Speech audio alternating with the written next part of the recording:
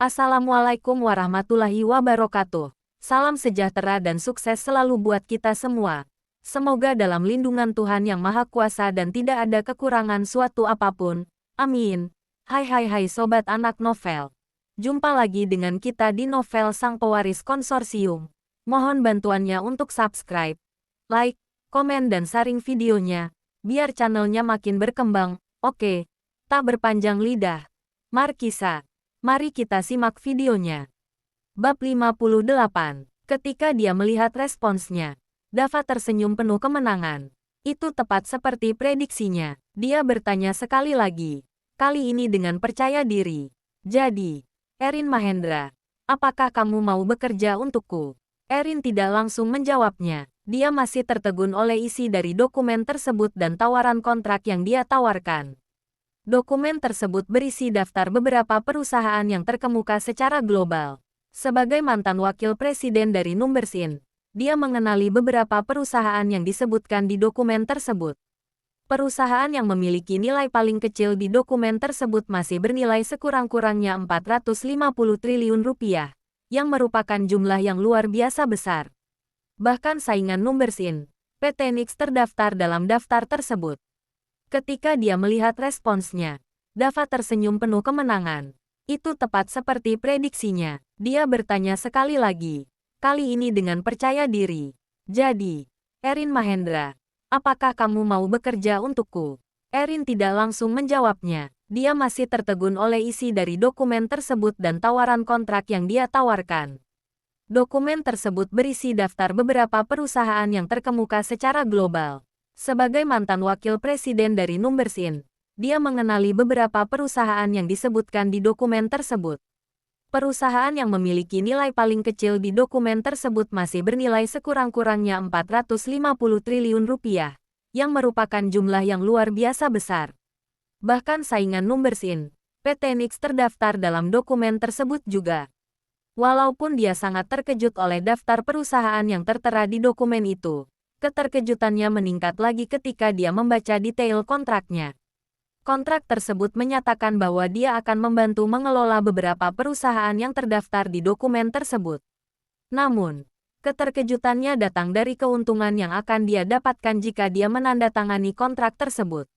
Gaji bulanan sebesar 150 miliar rupiah, apartemen yang sudah terisi, mobil apapun yang dia pilih, dan beberapa bonus dan tambahan lainnya. Tentu saja Erin sangat terkejut. Bahkan pekerjaannya sebelumnya sebagai wakil presiden di Numbersin tidak membayarnya sebesar itu. Erin menatap Dava dengan berhati-hati, karena jika dia menawarkannya pekerjaan itu, berarti semua perusahaan yang terdaftar di dokumen tersebut adalah miliknya. Seberapa berkuasa dia sampai bisa mendapat kepemilikan dari perusahaan-perusahaan ini? Dia bergidik memikirkannya. Identitasnya terlalu menakutkan. Aku yakin kamu sudah selesai membaca rinciannya. Aku tidak bisa menangani semua ini sendirian. Karena itu aku membutuhkanmu untuk membantuku, kata Dava. Erin menatapnya lebih berhati-hati. Karena dia sangat kaya dan berkuasa, dia pasti bisa mempekerjakan siapapun yang dia inginkan. Kenapa dia bersikeras untuk memintanya bekerja untuknya? Pasti masih ada banyak orang berbakat lainnya yang bisa dia pilih. Jadi kenapa dia memilihnya? Namun, Erin tidak menyuarakan komplainnya itu. Dia awalnya berniat untuk menolak tawaran pekerjaannya, tapi sekarang sudah tidak begitu. Di mana lagi dia bisa mendapatkan pekerjaan yang menggajinya sebesar itu? Ini adalah peluang yang sangat bagus untuknya. Dia sudah gila jika dia menolaknya. Lagi pula, dia masih harus membantu orang tuanya. Aku menunggu jawabanmu, kata Dava, mengingatkan Erin. Erin menengadah dari dokumen itu sebelum tersenyum padanya. Senang bekerja denganmu, Tuan Halim, jawab Erin. Ini adalah tiketnya menuju kejayaannya. Walaupun dia tidak tahu kenapa Dava tertarik padanya, dia senang mendapatkan perhatian dari orang penting sepertinya. Dia bersumpah untuk mendedikasikan dirinya untuk memenuhi semua permintaannya sampai dia dianggap tidak dibutuhkan olehnya. Dava sangat puas dengan jawabannya. Setelah rentetan kejadian yang terjadi padanya, dia akhirnya menemukan asisten yang handal.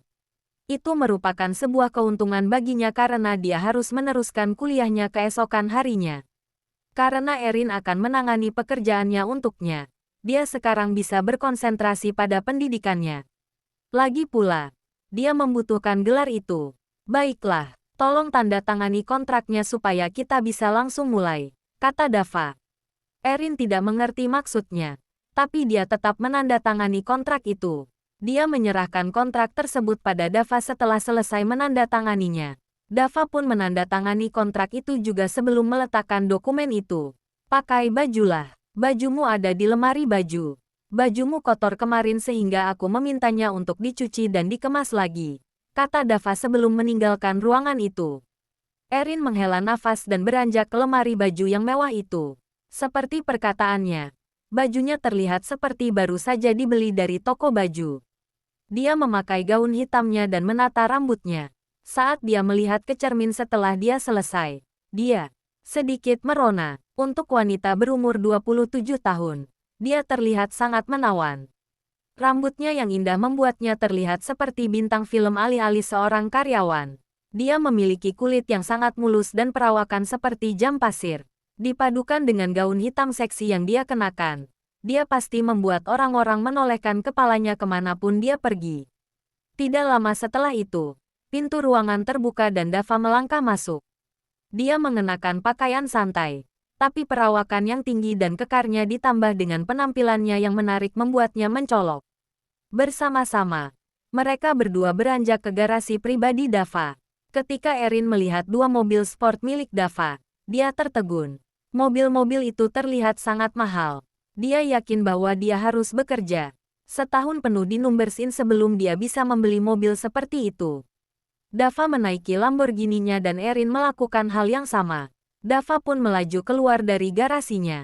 Setelah menyetir selama lebih dari 20 menit, dia parkir dengan rapi di sebuah toko.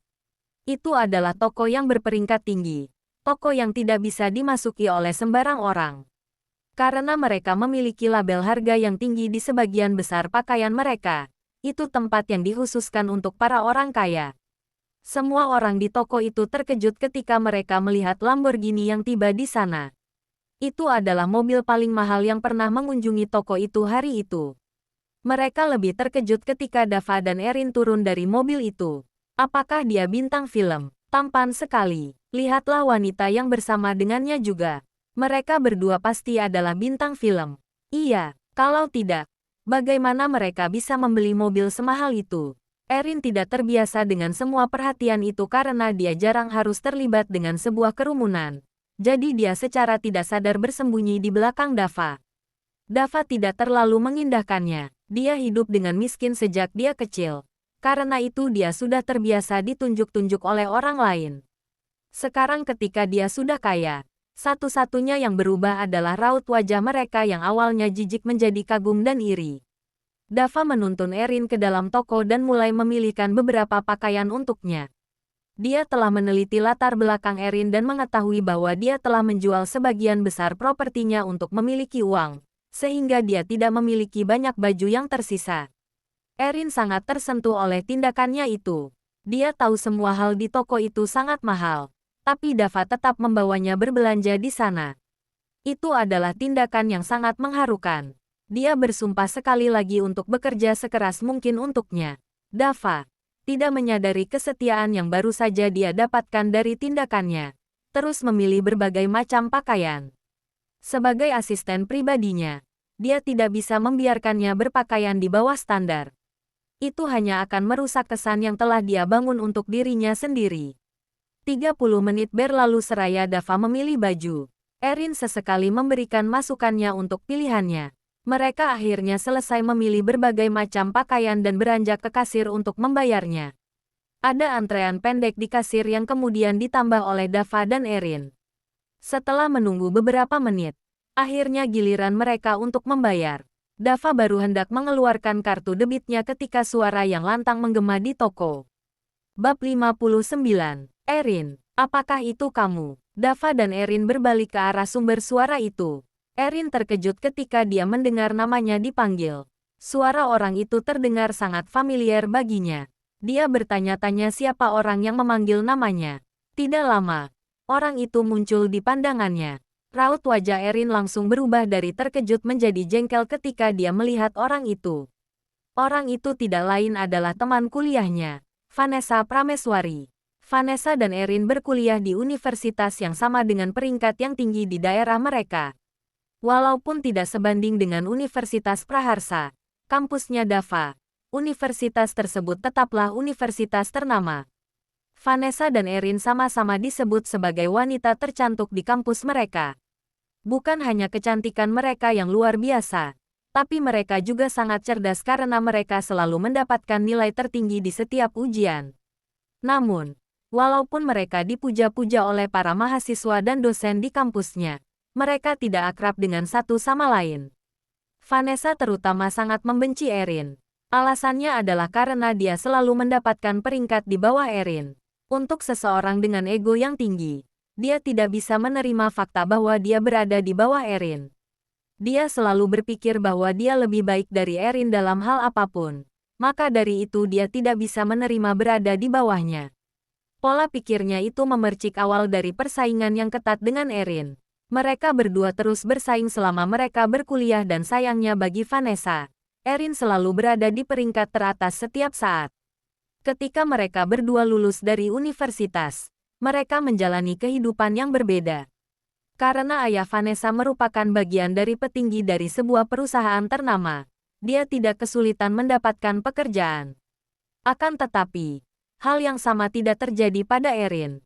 Vanessa sangat senang ketika dia mendengar bahwa Erin belum mendapatkan pekerjaan. Itu membuktikan bahwa dia memang lebih unggul darinya. Walaupun ayahnya sedikit terlibat untuk membantunya mendapatkan pekerjaan, dia tetap memulai dari jabatan terendah. Karena kepintarannya, hanya dalam 1 tahun, dia naik jabatan dari karyawan biasa menjadi bagian dari petinggi di sebuah perusahaan pakaian. Puas dengan kinerja dan ide cemerlang yang membuat perusahaan tersebut untung besar, mereka memindahkannya ke cabang ini untuk menjadi manajer toko. Bahkan ada rumor yang mengatakan bahwa dia akan naik jabatan menjadi satu level dengan ayahnya di perusahaan tersebut. Sementara semua ini terjadi, Erin masih berusaha untuk mencari pekerjaan. Ketika dia akhirnya mendapatkan pekerjaan, Vanessa langsung mengetahuinya. Dia tidak begitu peduli karena perusahaan pilihan Erin merupakan perusahaan yang sangat kecil. Akan tetapi, ketika perusahaan tersebut melejit dan makin populer, Vanessa merasa terancam lagi. Ketika Erin baru saja akan mengunggulinya, perusahaannya jatuh dan hancur. Sudah lebih dari 2 tahun berlalu sejak mereka terakhir bertemu, tapi kebencian dan persaingan mereka masih tetap ada. Karena itu, kedua orang itu memelototi satu sama lain dengan rasa tidak suka yang tidak terkendali. Dava menatap orang baru itu dengan penasaran. Vanessa memang pantas disebut wanita tercantik, dengan kulit yang mulus, perawakan seperti jam pasir, dan wajah yang sangat cantik. Walaupun dia tidak secantik Erin, dia tetap hampir menyainginya. Dari caranya memanggil Erin, dia menduga bahwa dia sudah mengenal Erin entah dari mana. Namun, dari cara Erin merespons kehadirannya, dia tidak yakin apakah hubungan mereka berdua baik-baik saja. Senang bertemu denganmu lagi di sini, Erin, kata Vanessa sambil tersenyum manis. Aku pun begitu, Vanessa. Sudah lama tidak berjumpa, jawab Erin dengan datar. Aku sangat terkejut melihatmu di sini. Maksudku, semua barang di tempat ini sangat mahal, dan sepengetahuanku kamu telah menjual sebagian besar propertimu. Bagaimana kamu bisa berbelanja di sini? Tanya Vanessa. Walaupun dia terlihat seperti hanya menanyakan pertanyaan biasa, itu jauh dari kenyataannya karena semua orang bisa mendengar ejekan yang terkandung dalam nadanya. Erin mengerutkan dahinya ketika dia mendengar pertanyaan Vanessa. Jelas sekali bahwa Vanessa telah mencari tahu tentangnya sampai dia bisa mengetahui bahwa dia telah menjual sebagian besar propertinya. Itu membuatnya sangat kesal. Jika dia sendirian, dia tidak akan menahan diri untuk memberinya pelajaran. Tapi karena dia sedang bersama Dava, majikannya, dia memutuskan untuk menelan responsnya. Kurasa kamu tidak datang ke sini hanya untuk berbicara denganku. Seperti yang bisa kamu lihat, aku sangat sibuk, jadi aku akan pergi sekarang. Permisi, kata Erin dengan singkat. Wajah Vanessa memerah malu mendengar jawaban Erin. Dia, yang jauh lebih sukses dibandingkan Erin, malah diabaikan olehnya. Dia tidak bisa menerima itu. Dia baru saja hendak membalasnya. Tapi Erin sudah beranjak ke kasir bersama Dava. Baru saat itulah Vanessa sadar Erin tidak datang sendirian. Dia terlalu memperhatikan Erin sampai dia tidak menyadari bahwa dia sedang bersama seseorang. Dia mencoba mendekat untuk melihat orang itu karena dia sedang memunggunginya ketika orang itu tiba-tiba menatapnya. Mulut Vanessa menganga ketika dia melihat wajah orang tersebut dengan jelas. Dia sangat menawan. Dia bertanya-tanya bagaimana Erin bisa datang bersama orang setampan itu. Totalnya menjadi 36 miliar rupiah, kata kasir itu. Erin dan Vanessa terkesiap ketika mereka mendengar harganya. 36 miliar rupiah. Itu jauh lebih tinggi dibandingkan pendapatan tahunan Vanessa. Sepengetahuan Vanessa, Erin tidak mungkin bisa membayar uang sebanyak itu. Bagaimana bisa dia memilih beberapa pakaian yang berjumlah sebesar itu? Hanya Dava yang tidak terkejut mendengar harga yang sangat tinggi itu. Dia baru saja hendak menyerahkan kartu debit ke kasir ketika Vanessa menghampiri mereka. Kasir tersebut langsung berubah pucat ketika dia melihat Vanessa. Manajer Vanessa, "Halo, Winda," sapa Vanessa pada kasir itu sebelum berbalik untuk menghadap Erin. "Apakah kamu menganggap para staf di toko ini orang-orang yang bodoh, Erin Mahendra?" tanya Vanessa dengan nada mencemooh. Erin mengerutkan alisnya mendengar perkataan Vanessa. "Apa maksudmu?" tanya Erin tersinggung. "Total pakaian yang kamu pilih berjumlah 36 miliar rupiah. Tapi kamu bahkan tidak bisa membeli pakaian seharga 7,5 juta rupiah. Kamu pikir kamu bisa bermain-main dengan para karyawan di toko ini?" tanya Vanessa. Jelas sekali terlihat jengkel. Erin memerah karena marah dan malu oleh perkataan Vanessa. Bisa-bisanya dia mengungkapkan kondisi finansialnya dengan enteng di depan publik. Dava merengut mendengar perkataan Vanessa. Walaupun dia tidak tahu ada apa di antara mereka berdua, dia merasa bahwa Vanessa telah berlebihan dalam perkataannya. "Kamu tidak bisa berbicara dengan pelanggan seperti itu. Sebagai manajer dari toko ini, bukankah seharusnya kamu berhati-hati dengan perkataanmu?" Cela Dava. "Pelanggan. Pelanggan yang bahkan tidak bisa membeli pakaian termurah di toko ini tidak pantas disebut pelanggan," kata Vanessa dengan kasar sambil memelototi Erin. "Bagaimana jika kami bisa membayarnya?" balas Dava. Memelototi Vanessa seraya dia berbicara. Dia tidak menyukai cara bicaranya pada Erin. Erin sekarang adalah bawahannya, sehingga dia ingin Erin pun diperlakukan dengan penuh hormat. Jika kalian berdua bisa membayar jumlah sebesar itu, aku akan berlutut di lantai dan meminta maaf atas kelancanganku," seru Vanessa. Dia benar-benar berpikir bahwa kedua orang itu tidak bisa membayar jumlah uang sebesar itu dan hanya sedang berpura-pura. Dava tersenyum penuh arti sebelum menyerahkan kartu kreditnya ke kasir.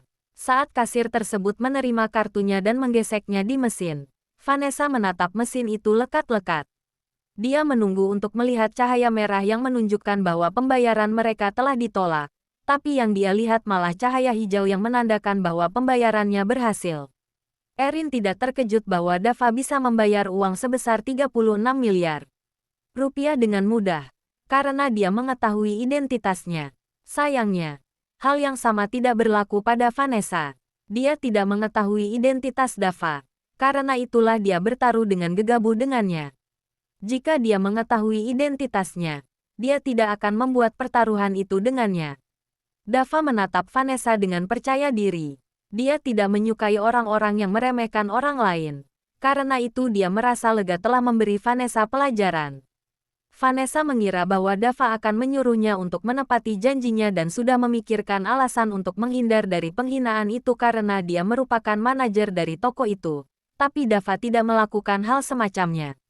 Dia hanya menerima kembali kartunya dan pakaian yang dia beli sebelum beranjak pergi dari toko bersama Erin, meninggalkan Vanessa yang merasa terhina. Bab 60. Sisa sore hari itu dihabiskan dengan Dava membeli beberapa hal lainnya yang dia rasa diperlukan oleh Erin. Dia menghubungi Ella, manajer dari Dragon Lord's Imperial Residence dan menyuruhnya untuk mencarikannya apartemen yang cocok. Tidak lama, ponsel Dava berbunyi, menandakan ada pesan baru. Dava membacanya sekilas sebelum beranjak ke apartemen itu. Apartemen tersebut berjarak sekitar 2 jam dari tempat tinggal Dava. Itu adalah tempat yang mewah dan bergaya.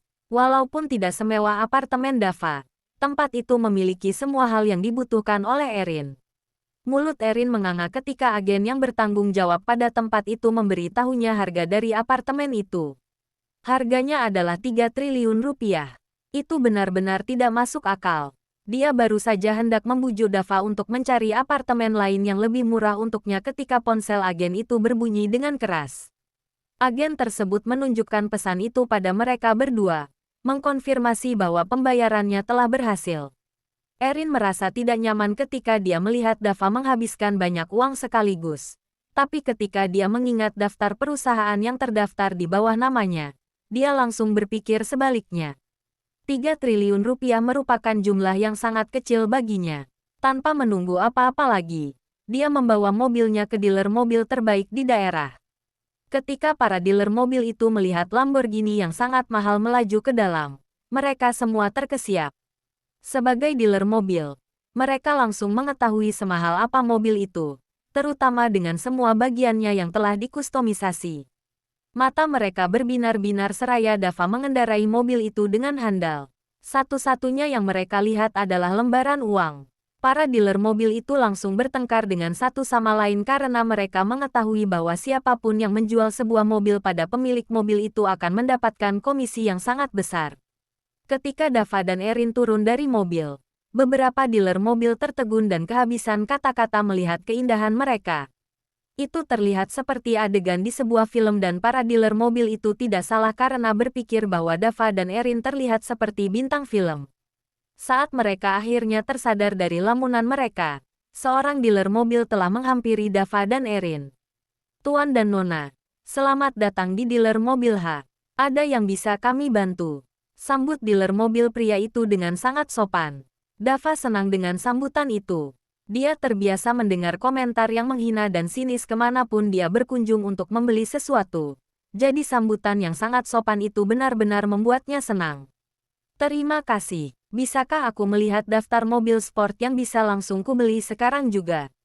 Tanya Dava dengan sama sopannya. "Tentu saja, Tuan," kata dealer mobil itu seraya menyerahkan selebaran kepada Dava. Dava membaca daftar mobil di selebaran itu. Ada banyak mobil di selebaran itu yang membuatnya tertarik. Tapi pada akhirnya dia memilih yang terbaik di daftar itu. "Bawa kami ke mobil ini," kata Dava, menunjuk pada sebuah mobil sport di selebaran itu. Dealer mobil itu mengangguk dan menuntun dua orang itu ke tempat mobil itu terparkir. Seraya Erin berjalan di belakang Dava. Dia bertanya-tanya mobil apa yang dia pilih dan seberapa besar uang yang akan dia habiskan kali ini untuk sebuah mobil untuknya.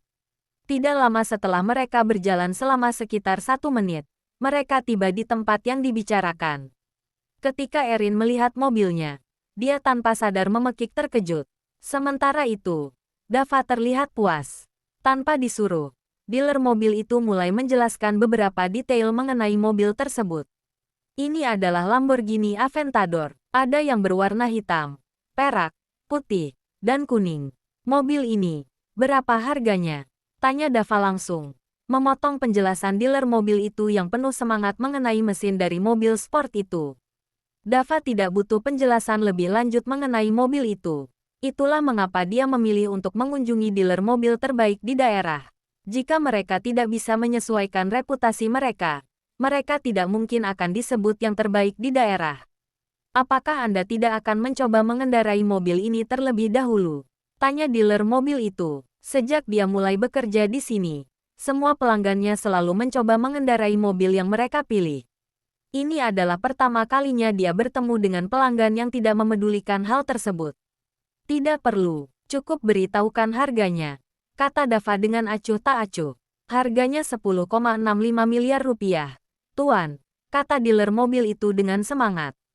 Jika Dava bisa langsung melunasi mobil itu, maka dia akan mendapatkan komisi sebesar lebih dari 1,5 miliar rupiah. "Baiklah, keluarkan yang warna putih, kami akan membelinya," kata Dava seraya mengetik di ponselnya. Beberapa detik kemudian, dealer mobil tersebut menerima konfirmasi bahwa jumlah uang tersebut telah dikirimkan ke perusahaan dan dia telah menerima komisinya di rekeningnya. Dengan senyum lebar, Dia menyerahkan kunci mobil dan dokumen-dokumen mobil tersebut kepada Dava untuk ditandatangani. Saat mereka telah selesai mengisi dokumennya, Dava menyerahkan kunci mobil tersebut kepada Erin. Ini adalah mobilmu sekarang. Karena pekerjaanmu, kamu akan sangat membutuhkannya. Ini akan mempermudah pekerjaanmu, kata Dava, kunci mobil itu kepadanya. Dia mengerutkan dahinya sedikit sebelum angkat bicara. Aku tidak melakukan semua ini dengan cuma-cuma. Aku melakukannya supaya pekerjaanmu lebih efisien. Jika aku melihatmu tidak bekerja sesuai dengan ekspektasiku, kamu akan kehilangan pekerjaan ini, kata Dava. Dia harus memastikan bahwa Erin mengerti hal itu. Dia mengeluarkan jumlah uang sebesar itu karena dia merasa itu diperlukan. Jika dia berpikir bahwa Dava melakukannya secara cuma-cuma, maka dia sangat keliru. Aku mengerti, Tuan Halim. Aku sangat bersyukur atas kesempatan yang diberikan kepadaku. Aku tidak akan menyia-nyiakannya. Tenang saja, aku akan memberikan hasil yang memuaskan, jawab Erin dengan serius.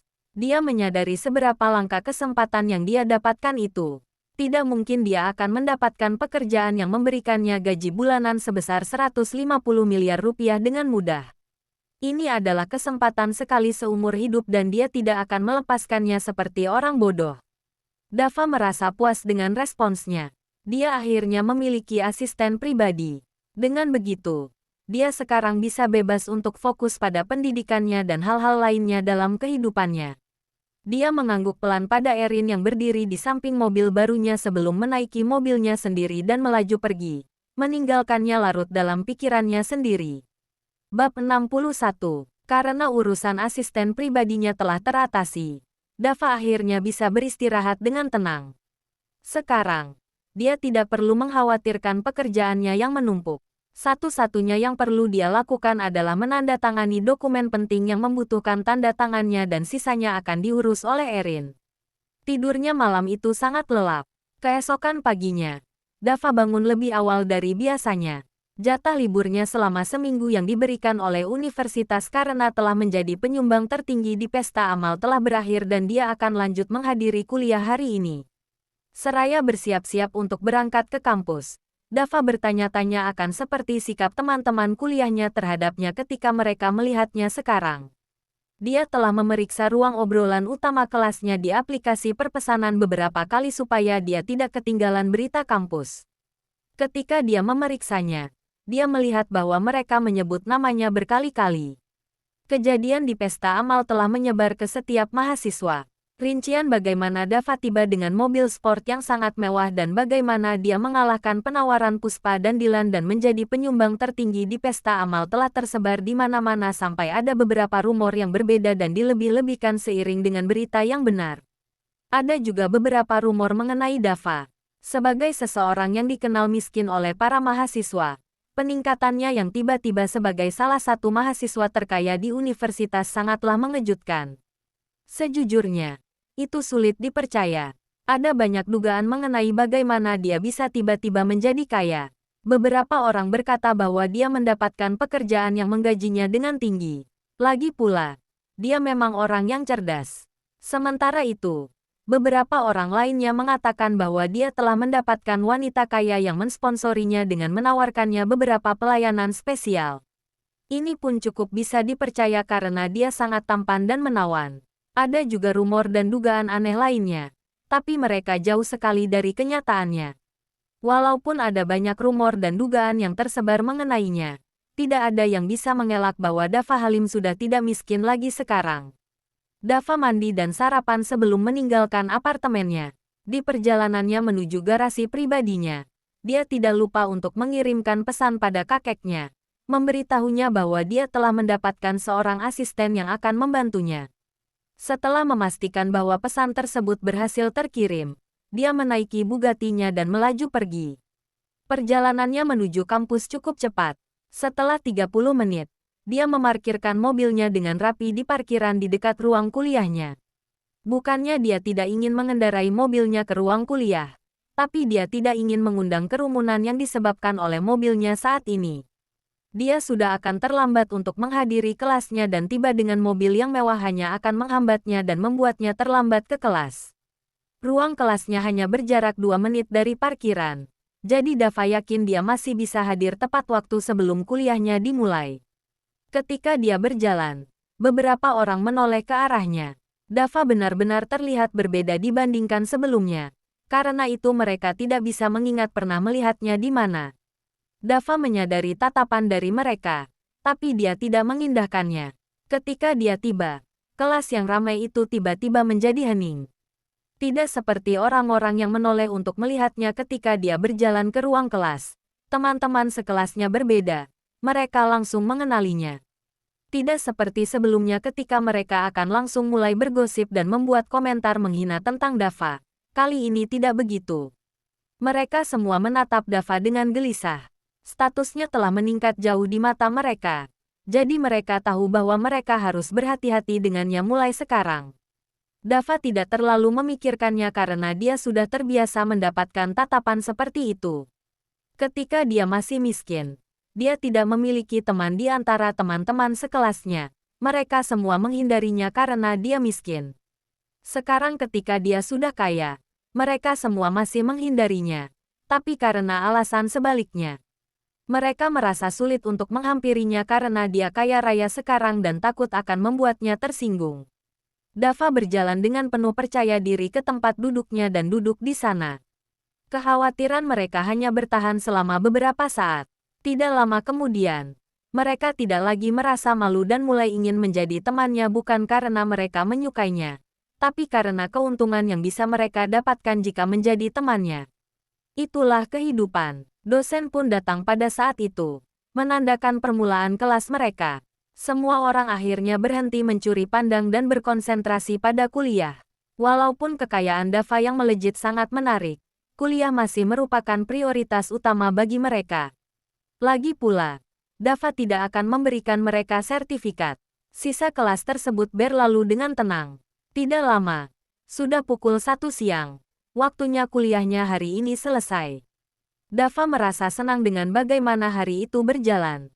Dia sedang berjalan menuju tempat parkir ketika ponselnya tiba-tiba berdering. Dia memeriksa nama peneleponnya dan mendapati bahwa itu adalah Miko, mantan teman sekamarnya yang meminta untuk melakukan panggilan telepon. Senyuman hangat muncul di wajah Dava sebelum dia menerima telepon itu. "Halo, Dava," Miko terdengar bersemangat dari ujung telepon. "Halo, Miko," jawab Dava sama bersemangatnya. "Sudah lama tidak berjumpa. Kamu pasti melupakan kami." "Ya, apakah kamu sesibuk itu? Tidak ada lagi waktu untuk kami." "Begitu?" tanya Miko bercanda. Tapi Dava bisa merasakan bahwa dia sebenarnya memang merasa terluka. Dava menghela nafas pelan. Dia memang sangat sibuk 1 pekan belakangan sampai dia benar-benar melupakan tentang hal lainnya. Satu-satunya yang ada di benaknya adalah pekerjaannya dan mencari asisten pribadi. Maka dari itu dia merasa bersalah ketika mendengar tuduhan Miko. "Tentu saja tidak. Bagaimana aku bisa melupakanmu?" bantah Dava langsung. "Aku hanya sibuk sekali sepekan belakangan. Karena itu aku tidak bisa menelepon atau mengirimkan pesan. Aku akan menebusnya pada kalian hari ini. Aku berjanji." Pinta Dava. "Bagaimana kamu akan melakukannya?" "Oh, ternyata kamu sedang di dekat gedung departemen. Apakah kamu menghadiri kelas hari ini?" tanya Miko. "Iya, benar. Bukankah aku sudah berjanji akan mentraktir kalian makan? Sekarang aku sudah luang. Bagaimana denganmu?" tanya Dava. "Oh, aku sedang luang sekarang. Raka dan Gilang masih sibuk.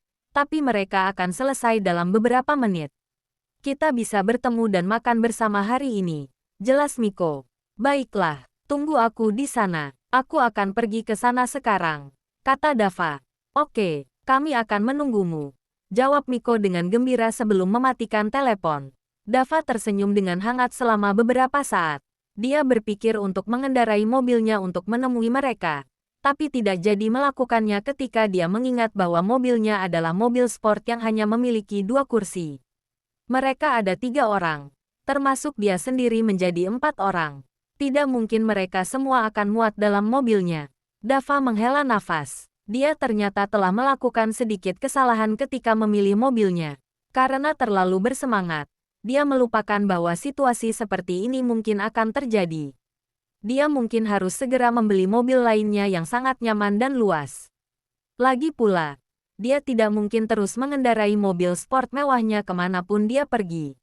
Sambil berpikir begitu, dia berbalik dan mulai berjalan ke arah 3 teman terdekatnya. Oke sobat anak novel, sebegini dulu videonya. Terima kasih yang telah memberikan like, komen dan subscribe-nya. Jumpa lagi di video berikutnya.